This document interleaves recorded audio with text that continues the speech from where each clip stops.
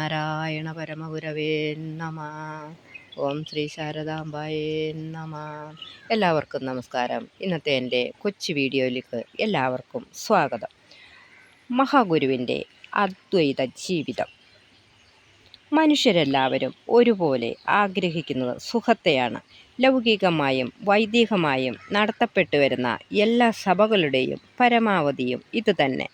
ക്ഷണഭംഗുരങ്ങളായ വിഷയസുഖങ്ങളെക്കാൾ മനുഷ്യാത്മാവിന് അധികം പ്രിയം കാണുന്നത് സുചിരമായി ശാശ്വതമായി വിളങ്ങുന്ന സുഖത്തിലാണ്.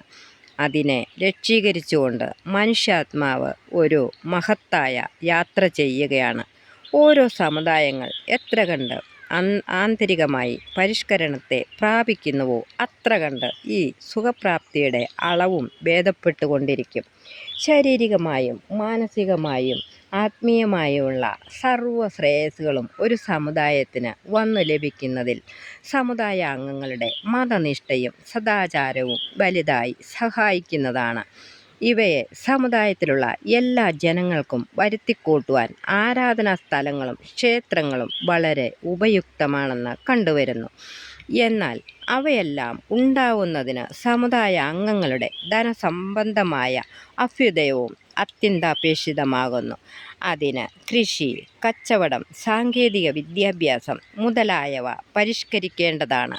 ലൗകികവും ആത്മീയവും രണ്ടും രണ്ടല്ല, രണ്ടും വാസ്തവത്തിൽ ഒരേ ഉദ്ദേശത്തോടെ പ്രവർത്തിക്കുന്നു. ശരീരത്തിൻ്റെ എല്ലാ അംഗങ്ങളും ഒത്തുള്ള പ്രവൃത്തിയിൽ ശരീരം സുഖം അനുഭവിക്കുന്നു. അതുപോലെ മനുഷ്യ സമുദായത്തിൻ്റെ പരമലക്ഷ്യമായ സുഖത്തെ പ്രാപിക്കുവാൻ ആത്മീയമായും ലൗകികമായുമുള്ള സർവ്വവിധ ഏർപ്പാടുകളും ഏകോപിപ്പിച്ചിട്ടുള്ള പ്രവൃത്തി ആവശ്യമാണ്. ശിവഗിരി മഠം സ്ഥാപിച്ച കാലത്ത് ഗുരുദേവൻ നൽകിയ ഈ ഉപദേശം കുമാരനാശാൻ 1083 ചിങ്ങം 13-ാം തീയതി പ്രസിദ്ധപ്പെടുത്തി. ഓം ശ്രീനാരായണ പരമഗുരവേ നമ.